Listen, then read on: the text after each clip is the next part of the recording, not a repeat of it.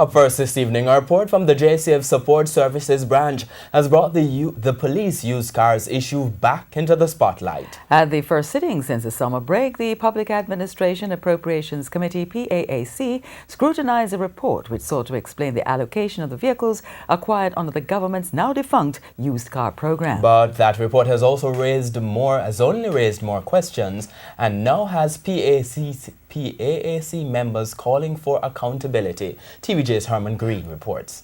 PAAC Chairman Dr. Wickham McNeil presented the letter on Wednesday addressed to the Commissioner of Police, captioned Assessment of JCF Pre-Owned Axio Motor Cars August 2018.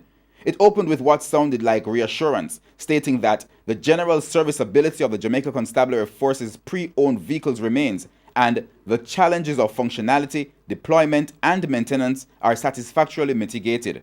But this is where members started taking issue. If we look at it, it says here, the vehicles, primarily Axios, have been reassigned to support administrative functions or town metropolitan tasks, more suited for their specifications.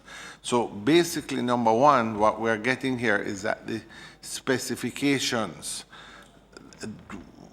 for what the police force needed, they were not suited for it.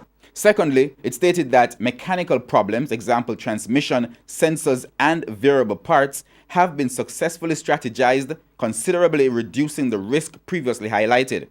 Opposition members say the letter confirms their initial position that the plan just could not work. On various occasions, we come here and we say that we need motor vehicles to fight crime. And to hear now that it is for administrative use, it means that there is more administrative matter taking place than crime fighting. And it underscores, quite frankly, Mr. Chairman, the idiocy behind that decision that breaks the practice of so many decades ago all over the world to use proper new and well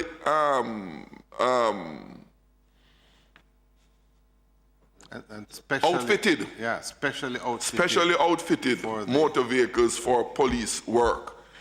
In addition to that, opposition member Michael Phillips says, considering the money spent on the vehicles, the other outstanding reports, including one from what used to be the Office of the Contractor General, more information and action needs to be taken. We have no idea if monies have been transferred back to the Ministry of National Security. If any additional vehicles have been delivered, or are the vehicles still on the wharf? The whole question of who was responsible for the demurrage of the storage of the vehicles, who is going to pay for it? And the big question is, after all of this, Chairman, who will be held accountable? The used car policy was initiated by former National Security Minister Robert Montague before being scrapped by the current minister, Dr. Horace Chang, earlier this year. Herman Green, TVJ News.